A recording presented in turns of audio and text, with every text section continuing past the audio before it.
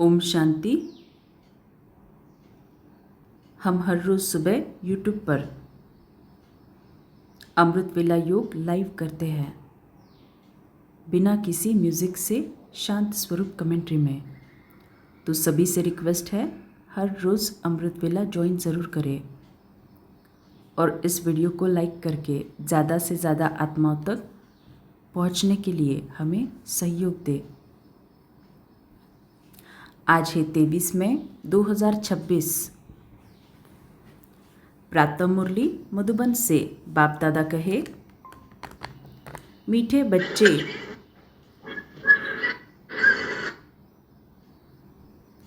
रावण ने तुम्हें बहुत पीड़ित किया है। अभी तुम भक्तों का रक्षक भगवान आया है तुम्हारी पीड़ा को दूर करने। आज का प्रश्न,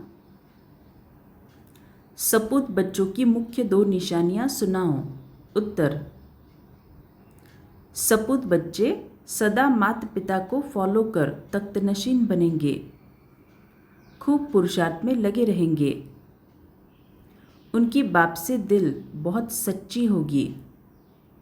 सच्ची दिल वाले सदा श्रीमत पर चलेंगे। अगर अंदर में सच्चाई नहीं तो याद में रह नहीं सकते। गीत भोलेनाथ से निराला कोई और नहीं। ओम शांति।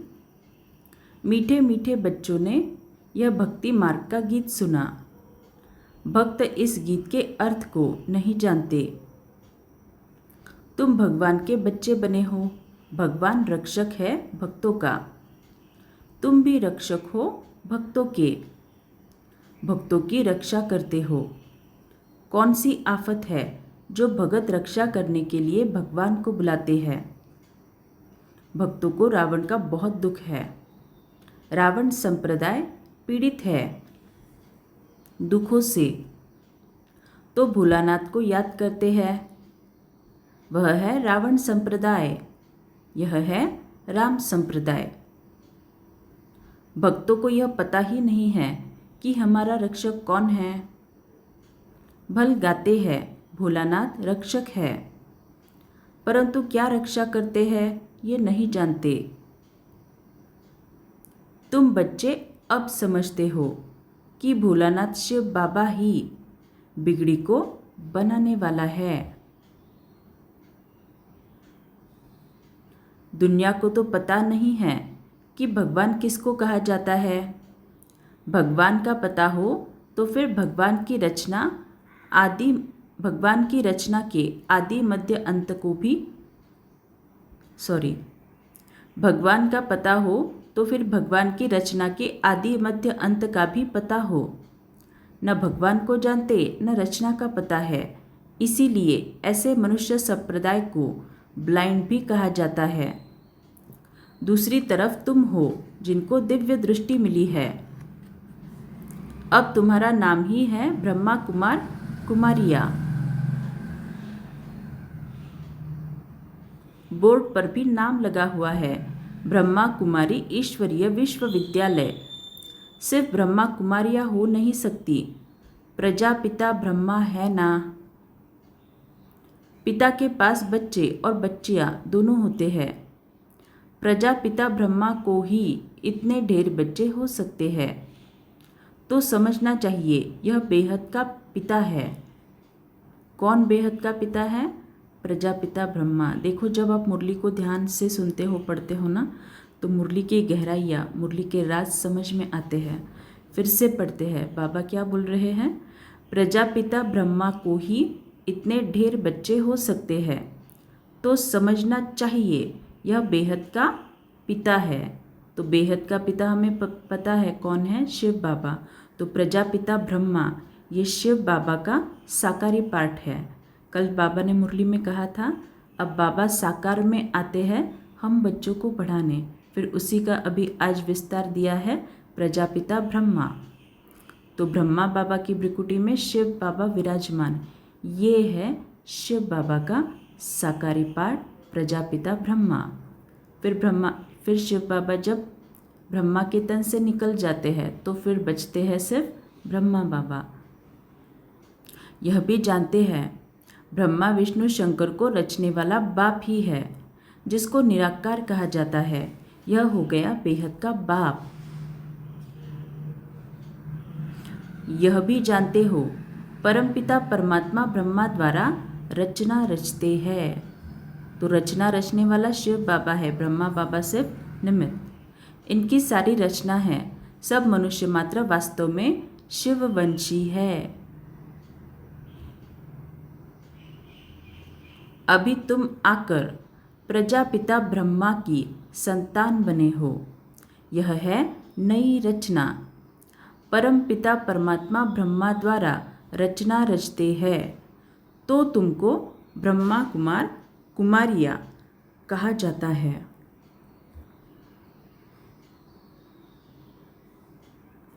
इतने बेहद के बच्चे हैं, जरूर बेहद का वर्षा लेते होंगे। बच्चे जानते हैं हम ब्रह्मा कुमार कुमारियों को शिव बाबा ने अडॉप्ट किया है।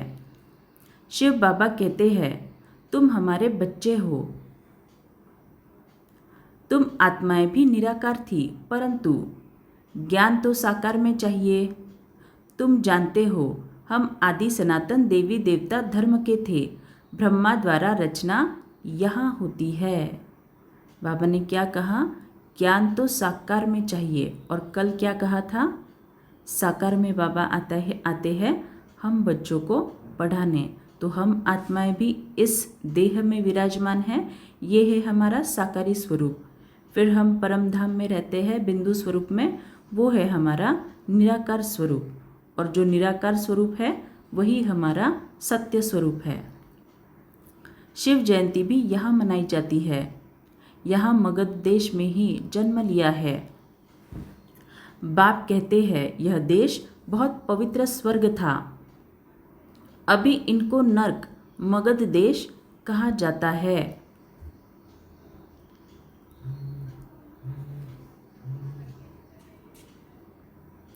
फिर स्वर्ग बनना है। तुम बच्चों की बुद्धि में है। शिव बाबा हमको फिर से राजयोग सिखाए, पवित्र बनाते हैं। गाते भी है पतित पावन भक्तों के रक्षक भगवान।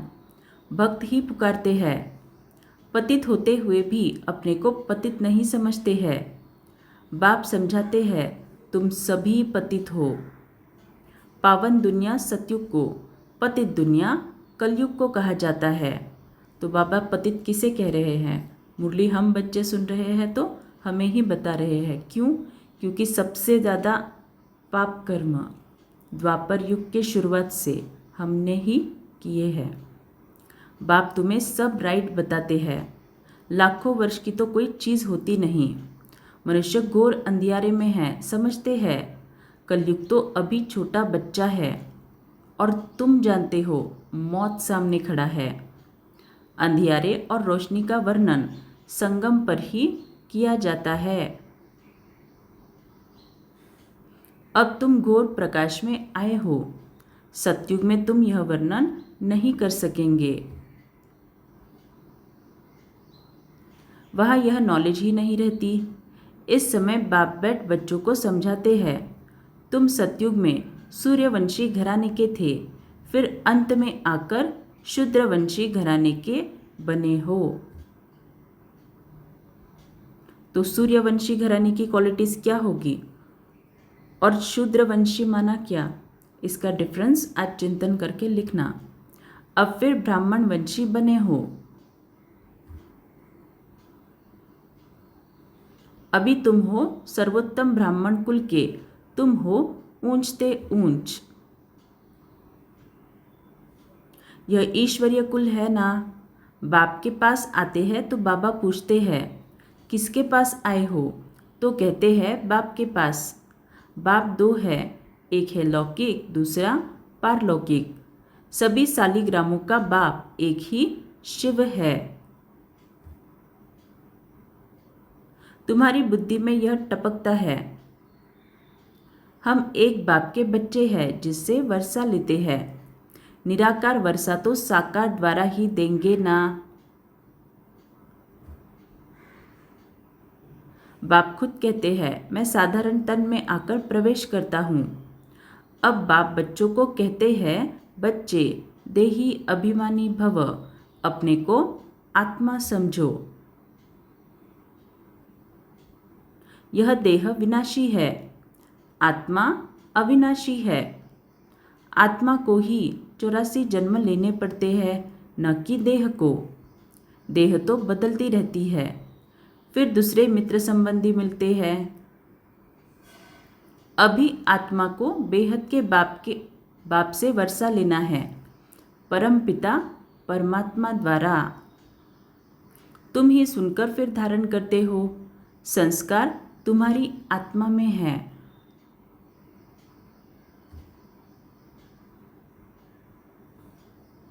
आत्मा में ही संस्कार रहते हैं।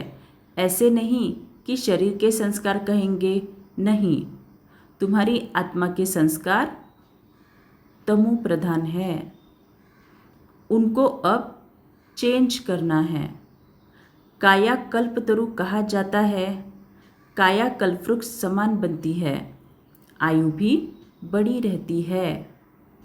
तो संस्कारों को चेंज किए बिना हम सतयुग में जा ही नहीं सकते।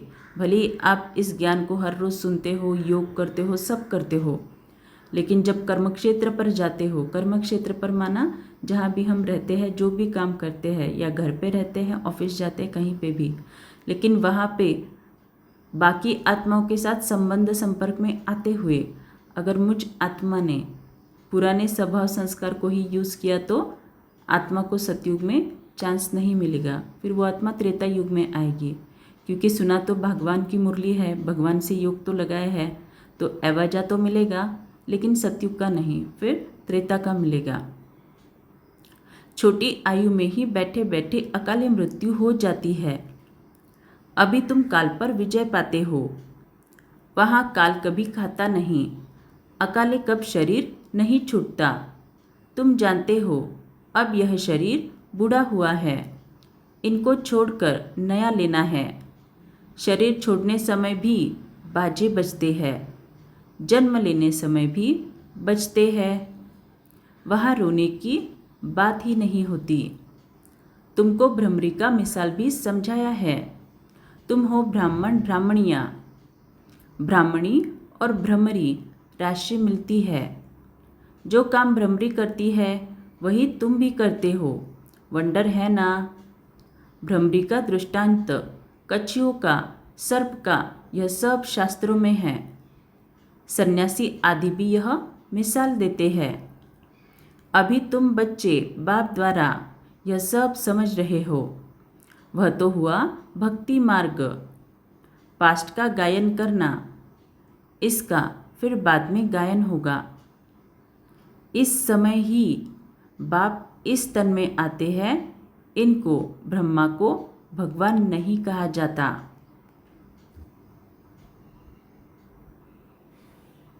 वह तो फिर अंधश्रद्धा हो जाती है। ऐसे भी मनुष्य है जो राम को, कृष्ण को भगवान समझते हैं। कृष्ण के लिए, राम के लिए भी कह देते, वह तो सर्वव्यापी है। कोई कृष्णपंथी, कोई राधेपंथी होते हैं। राधेपंथी वाली कहेंगे सर्वत्र राधे ही राधे है। कृष्णपंथी कहेंगे जिधर देखो कृष्ण ही कृष्ण है। रामपंथी राम ही राम कहेंगे, समझते हैं राम कृष्ण से बड़ा है, क्योंकि राम को त्रेता में और कृष्ण को द्वापर में ले गए हैं। कितना अज्ञान है। अब बाप तुम बच्चों को समझा रहे हैं। कितने ढेर ब्रह्मा कुमार कुमारियाँ है, जरूर बेहद का बाप होगा। तुम कोई से भी पूछ सकते हो, कभी नाम सुना है प्रजापिता ब्रह्मा का? बाप ने स्वर्ग की नई रचना रची है।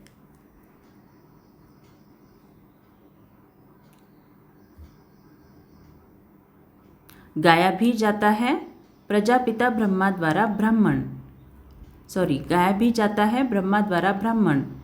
जब तक तुम सब ब्राह्मण ब्रह्मा की मुख वंशावली नहीं बने हो, तब तक दादे से वर्षा नहीं ले सकते। तो मुरली को तो पढ़ रहे हैं, योग भी कर रहे हैं, लेकिन बाबा क्या कह रहे हैं, जब तक तुम सम ब्रह्मा की मुख्य वंशावली नहीं बने हो तब तक दादे से वर्षा नहीं ले सकते। ब्राह्मण माना क्या, विचारों में पवित्रता। तो जब तक मैं आत्मा पुराने स्वभाव संस्कार से सोचकर, माना वो जो सोच है पुराने स्वभाव संस्कार वाली, उस सोच को जब तक मैं नहीं छोड़ती और जब तक नई सोच को धारण नहीं करती, नई सोच माना मुरली द्वारा बाबा हमें जो जिस तरह से सोचना सिखाते हैं उस तरह की सोच को जब तक मैं आत्मा प्रत्यक्ष रूप में धारण नहीं करती तब तक मैं आत्मा सही मायने में ब्रह्मामुख वंशावली ब्राह्मण नहीं बनती और तब तक मुझे बाबा से वर्षा नहीं मिल सकता। बेहद के बच्चे बेहद का वर्षा बाप से ही लेते हैं। लिया था बरोबर, बरोबर स्वर्गवासी थे, अभी नरकवासी बन गए हैं। अब फिर प्रजापिता ब्रह्मा द्वारा परम पिता परमात्मा विष्णुपुरी स्वर्ग रच रहे हैं।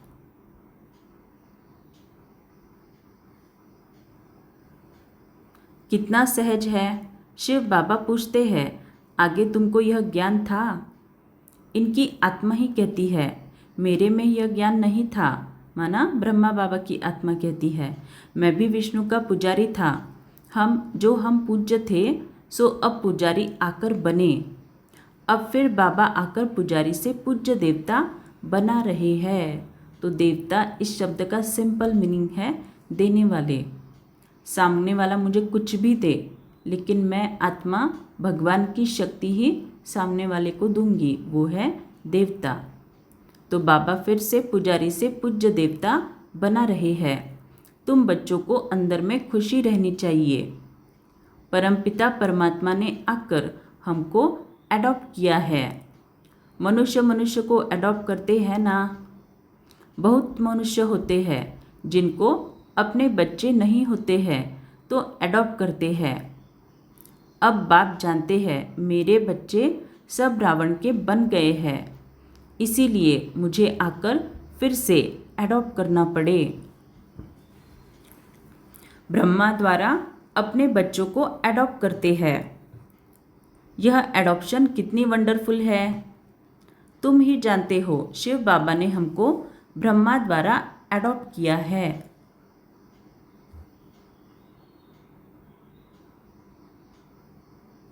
शिव बाबा कहते हैं, मैंने तुम बच्चों को अडॉप्ट किया है तुमको बेहद सुख का वर्षा देने। यह ब्रह्मा तो दे नहीं सकते, यह भी मनुष्य है ना। प्रजापिता ब्रह्मा मनुष्य यह ज्ञान नहीं देते हैं। ज्ञान का सागर निराकार परम पिता परमात्मा ही बैठ यह ज्ञान देते हैं।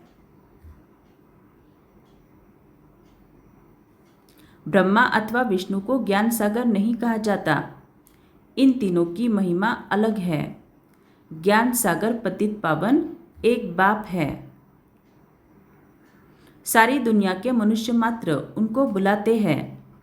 अंग्रेजी में भी कहते हैं वह लिबरेटर है।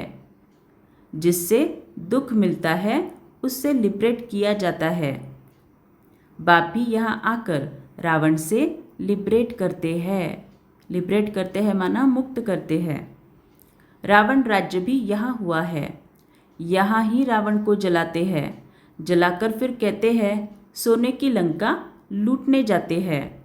उनको तो कुछ पता नहीं है रावण क्या चीज़ है, कब का यह दुश्मन है। समझते हैं राम की सीता चुराई गई, यह नहीं समझते कि हम सब सीताएं हैं। हम रावण की जेल में फंसी हुई है, यह ज्ञान किसमें भी नहीं है। कथाएं बैठ सुनाते हैं।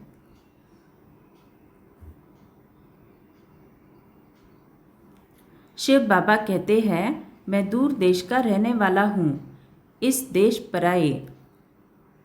यह पतित दुनिया पुरानी दुनिया है ना। यह पतित दुनिया पुरानी है ना। यह है रावण की दुनिया। बुलाते भी है हे बाबा आओ, हम पतित बन गए हैं। बाप कहते हैं हमको पावन बनाने इस पतित दुनिया में आना पड़ता है। और मुझे आना भी उस तन में है जो पहले नंबर में पावन था। जो सुंदर था वही अब श्याम बना है। कितनी वंडरफुल बातें हैं। श्री कृष्ण को श्याम सुंदर क्यों कहते हैं, यह किसको पता नहीं है। क्या एक श्री कृष्ण को ही सर्प ने डसा? सतयुग में थोड़े ही सर्प आदि होते हैं। बाप कहते हैं यह अंतिम जन्म मेरे कारण पवित्र बनो तो पवित्र दुनिया के मालिक बनेंगे। तो यहाँ पे बाबा पवित्रता के बारे में जो बता रहे हैं, एक तो है तन की पवित्रता, दूसरी है मन की पवित्रता। तो तन की पवित्रता पे तो हम खूब जोर देते हैं, लेकिन मन की पवित्रता में कहीं ना कहीं सभी बच्चे नंबरवार बन जाते हैं। मन की पवित्रता माना हर पल जब भी मेरे मन में कोई तूफान आए तब मैं आत्मा इस ज्ञान को प्रैक्टिकल स्वरूप में धारण कर उस हिसाब किताब को चुकतू करूँ, वो है मन की पवित्रता। तो मनसा वाचा कर्मणा संपूर्ण पवित्रता जब हम धारण करेंगे तब पवित्र दुनिया के मालिक बनेंगे। सिर्फ मुझे याद करो और पवित्र बनो। अल्फ को याद करो तो बेबादशाही तुम्हारी है। यह है सहज राजयोग, सहज राजाई। बच्चा पैदा हुआ और वर्षे का हकदार बना। यहाँ भी बच्चे जानते हैं कि हम बाप के बने हैं तो स्वर्ग की राजाई के हम हकदार हैं। अब बाप कहते हैं सतोप्रधान से तुम तमोप्रधान बन गए हो। फिर सतोप्रधान बनना है। योग और ज्ञान सिखाने में 1 सेकंड लगता है। बच्चा पैदा हुआ और वारिस निश्चय किया। तुम बाप के बने हो तो राजधानी का वर्षा तुम्हारा है। तो बाप का बनना माना क्या? हर पल मैं आत्मा मनसा वाचा कर्मणा बाप के श्रीमत पर चलूँ, ये है बाप का बनना। तो तुम बाप के बने हो तो राजधानी का वर्षा तुम्हारा है। तो जब तक हम नष्टो मोहा नहीं बनते या फिर नष्टो मोहा बनने का पुरुषार्थ नहीं करते, तब तक हम सही मायने में बाबा के नहीं बनते। परंतु राजा रानी सब तो नहीं बनेंगे। यह है राजयोग। राजा रानी प्रजा साहूकार गरीब सब चाहिए, इसीलिए रुद्रमाला भी बनी हुई है जो भक्ति मार्ग में जपते हैं। तुम जानते हो हम राजयोग सीखने आए हैं। माता पिता को फॉलो कर पहले पहले सूर्यवंशी चंद्रवंशी बनेंगे। सपूत बच्चे वह जो माता पिता को फॉलो कर तख्त नशीन बने। पुरुषार्थ खूब करना चाहिए। बाप कहते हैं मुझे याद करो तो करते नहीं, श्रीमत पर चलते नहीं है, अंदर सच्चाई नहीं है। दिल सच्ची हो तो श्रीमत पर चलते बाप को याद करते रहे। श्रीमत पर ही तुमको दादे से वर्षा मिलता है। ब्रह्मा स्वर्ग का वर्षा दे नहीं सकते। दादे की कमाई पर पोतरे का हक रहता है। बाप की कमाई के बच्चे भागीदार बनते हैं तो हकदार है। यहाँ तुमको शिव बाबा से वर्षा मिलता है। ज्ञान रत्न बाप से ही मिलते हैं। तुम जानते हो हम ब्राह्मण ही, सो फिर देवी देवता बनेंगे। जगत अम्बा कौन है? बाप समझाते हैं यह ब्राह्मणी थी, ज्ञान ज्ञानेश्वरी थी, फिर राज राजेश्वरी बनती है। तुम भी ऐसे बनते हो। अच्छा, मीठे मीठे सिकिलदे बच्चों प्रति माता पिता बाप दादा का याद प्यार और गुड मॉर्निंग। रूहानी बाप की रूहानी बच्चों को नमस्ते। हम रूहानी बच्चों की रूहानी माता पिता बाप दादा को याद प्यार गुड मॉर्निंग और नमस्ते। शुक्रिया बाबा, आपका पद्मा पदम शुक्रिया। धारणा, आत्मा में जो तमो प्रधानता के संस्कार हैं उन्हें याद के बल से चेंज करना है, सतो प्रधान बनना है। बाप से राजाई का वर्षा लेने के लिए सदा सपूत बच्चा बन श्रीमत पर चलना है। सच्चे बाप से सच्चा रहना है। माता पिता को पूरा फॉलो करना है। ज्ञान रत्नों का दान करते रहना है। तो ज्ञान रत्नों का दान करना माना क्या? सिर्फ ज्ञान सुनाना, इतने तक सीमित नहीं रखना है। ज्ञान को जब मैं आत्मा प्रत्यक्ष रूप में धारण करती हूँ, तब मेरे कर्मों से जो गुणों का दान होता है, तब सही मायने में ज्ञान रत्नों का दान होता है, क्योंकि उसी से बाबा की प्रत्यक्षता होती है। वरदान: अपने परिवर्तन द्वारा निरंतर विजय की अनुभूति करने वाले सच्चे सेवाधारी भव। जैसे निरंतर योगी बने हो, ऐसे निरंतर विजयी बनो तो सच्चे सेवाधारी बन जाएंगे। क्योंकि विजयी आत्मा जब हर संकल्प, हर कदम में विजय का अनुभव करती है, तो उनका यह परिवर्तन देख अनेक आत्माओं की सेवा स्वतः होती है। तो जितना जितना मैं आत्मा खुद का स्व परिवर्तन करूँगी, उतना स्वतः ही उस परिवर्तन से अन्य आत्माओं की सेवा होती रहेगी। तो स्व परिवर्तन ही इस यज्ञ की सबसे बड़ी सेवा है। बाकी सब सेवाएं तो आप करते हो, कर्मणा सेवा, वाचा सेवा, धन की सेवा, लेकिन खुद को ही चेंज नहीं किया तो सतयुग में जाएंगे कैसे? सोचना है इसके ऊपर। उनके नैन रूहानियत का अनुभव कराते हैं। चलन बाप के चरित्रों का साक्षात्कार कराती है। मस्तक से मस्तक मणि का साक्षात्कार होता है। ऐसे अपने अव्यक्त सूरत से सेवा करने वाली विशेष आत्मा को ही सच्चा सेवाधारी कहा जाता है। तो भल आपने धन से बहुत सेवा की, तन से भी बहुत कर्मणा सेवा की, सब किया बाबा के घर के लिए, लेकिन खुद को चेंज ही नहीं किया, खुद से बाबा को प्रत्यक्ष ही नहीं किया। तो बाबा बोल रहे हैं विशेष आत्मा वो है जो अपने मस्तक से, चेहरे चलन से बाबा की प्रत्यक्षता करती है। तो चेक करना, हम वो विशेष आत्मा सच्चे सेवाधारी बने हैं। स्लोगन: विशेषताएं व गुण दाता की देन है, दाता को देखो, व्यक्ति को नहीं। अव्यक्त इशारे: आत्मिक स्थिति के अभ्यास से वायुमंडल को रूहानी बनाओ, तो और सब बातें स्वतः ठीक हो जाएगी। सब एकमत और एकरस हो जाएंगे। फिर माया भी नहीं आएगी, क्योंकि वायुमंडल शक्तिशाली होगा। वायुमंडल को शक्तिशाली बनाने के लिए याद के प्रोग्राम रखो और आपस में उन्नति के लिए रूह रिहान की क्लासेस करो, स्नेह मिलन करो, धारणा की क्लासेस रखो, तो सफलता मिल जाएगी। अच्छा, ओम शांति।